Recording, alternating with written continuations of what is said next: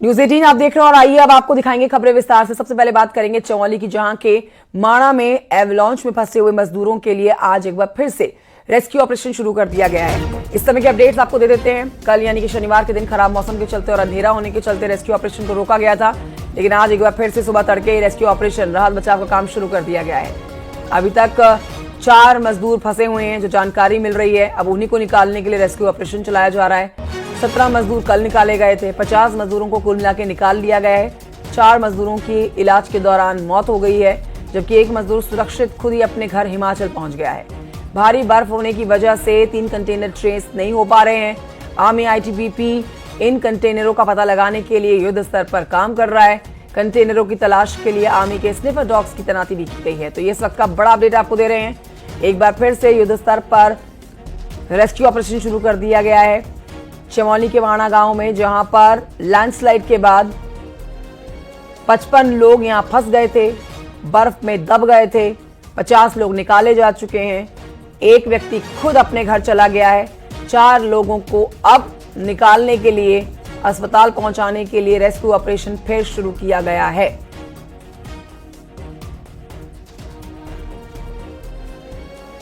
तो वहीं आपको बताएं कि इन 55 मजदूरों में नैनीताल के रहने वाले 2 भाई नरेश बिष्ट और दीक्षित बिष्ट भी शामिल थे, जो कि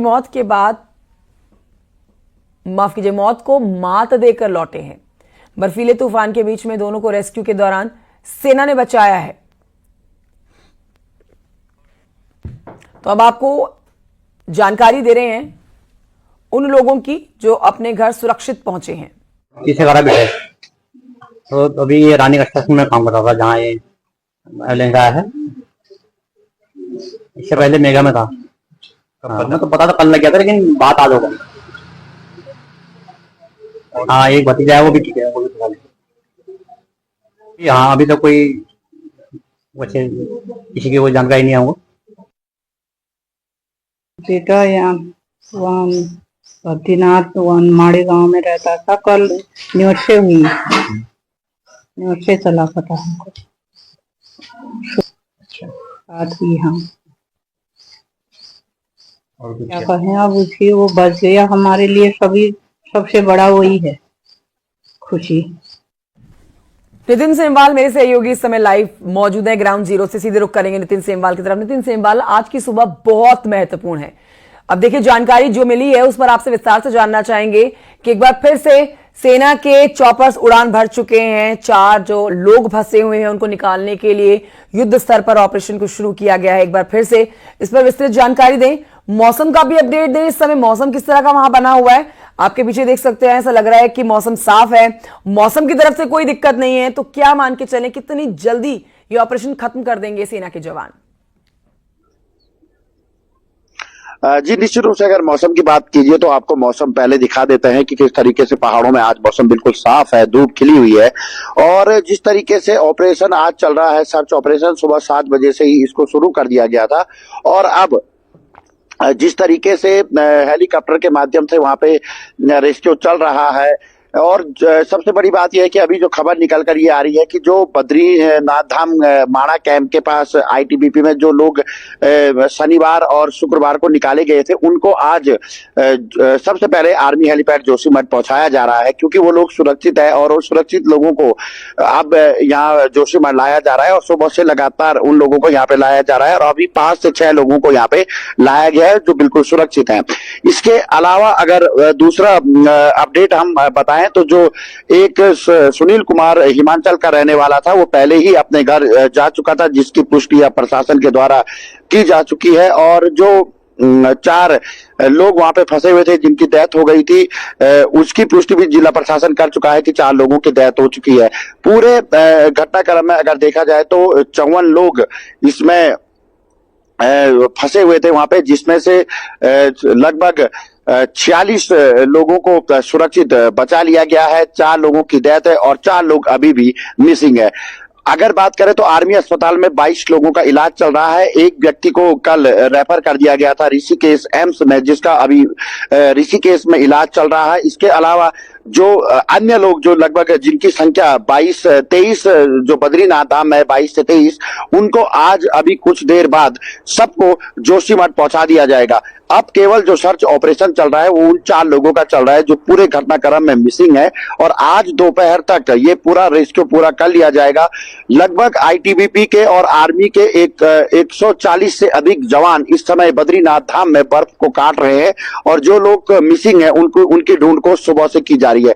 इसके अलावा जिस तरीके से कल हमने देखा कि 7 हेलीकॉप्टर लगाए गए थे, जिसमें 5 आर्मी के थे और 2 प्राइवेट हेलीकॉप्टर यहाँ पे लगाए गए थे। आज भी इसी तरीके का सर्च ऑपरेशन यहाँ पे चल रहा है, और जिला प्रशासन का कहना है कि बद्रीनाथ माणा के पास जो हेलीपैड है उससे बर्फ हटाने का काम भी शुरू कर दिया गया है। अगर ज्यादा देर होगी तो जो लोग सुरक्षित है उनको MI-17 से आज आर्मी हेलीपैड जोशीमठ लाया जाएगा, जिसकी तैयारियां भी लगभग पूरी कर दी गई है। इसके अलावा एक बड़ी खबर यह है कि बीआरओ ने लगभग 14 किलोमीटर सड़क से बर्फ हटाने का काम लगभग पूरा कर लिया है बद्रीनाथ धाम तक, और अब पैदल जो यानी कि सड़क मार्ग से जो एनडीआरएफ, एसडीआरएफ या आईटीबीपी की टीमों को मूव किया गया था उनको भी आज बद्रीनाथ धाम पहुंचा दिया जाएगा, ये जिला प्रशासन की तरफ से बताया जा रहा है। जी ठीक है, नितिन सेमवाल, आपने सारी जानकारी दे दी। इस समय जो ऑपरेशन चल रहा है, जो करंट अपडेट वहां से निकल कर आ रहे हैं हमारे दर्शकों को, अब आपसे जानना चाहेंगे उन परिवारों के लिए, खास तौर पर उन 4 लोगों के परिवारों को सरकार किस तरह से, प्रशासन की तरफ से किस तरह से समझाया जा रहा है, जिनको शायद 2 दिन से रातों को नींद नहीं आई होगी, जिनके घर के लोग अभी तक घर नहीं लौटे हैं और उनको पूरी उम्मीद है कि वो सही सलामत अपने घर लौटेंगे, और उन्हीं के लिए ऑपरेशन चलाया जा रहा है। तो यहां पर सरकार की तरफ से जो लोग अभी अस्पताल में भर्ती कराए गए हैं, जिनमें 4 लोगों की मृत्यु की पुष्टि कर दी गई है और 4 लोगों को ढूंढने के लिए जो ऑपरेशन चल रहा है, सरकार की तरफ से किस तरह से उनको समझाया जा रहा है, क्या जवाब प्रशासन की तरफ से दिया जा रहा है? जी मैं आपको बताना चाहूंगा कि शुक्रवार सुबह जब ग्लेशियर टूटने की घटना बद्रीनाथ धाम के माणा से निकल कर आई तो स्वयं मुख्यमंत्री पुष्कर सिंह धामी ने इस पूरे ऑपरेशन पर नजर बना के रखी, और शनिवार को तो स्वयं मुख्यमंत्री पुष्कर सिंह धामी जोशीमठ पहुंचे थे, जहां उन्होंने जो घायल हैं 11 लोगों का हाल चाल जाना, इसके अलावा अधिकारियों से फीडबैक लिया और अधिकारियों को निर्देश भी दिए थे कि जो भी परिजन संपर्क करना चाहेगा जिला प्रशासन से उनको पूरी जानकारी दी जाए, उनके परिजनों की जानकारी बिल्कुल उनको सटीक पहुंचाई जाए। और इसी क्रम में कल से प्रशासन लगातार उन परिवारों से संपर्क कर रहा था जो जिनके परिजन यहाँ पे फंसे हुए हैं, जिनके घर के लोग यहाँ पे फंसे हुए थे, उनके बारे में लगातार जानकारी जुटाई जा रही है। और कल रात भर बीआरओ की टीम ने जितने भी अपने मजदूर हैं उनके संपर्क किया है, उनके घरों में संपर्क किया है।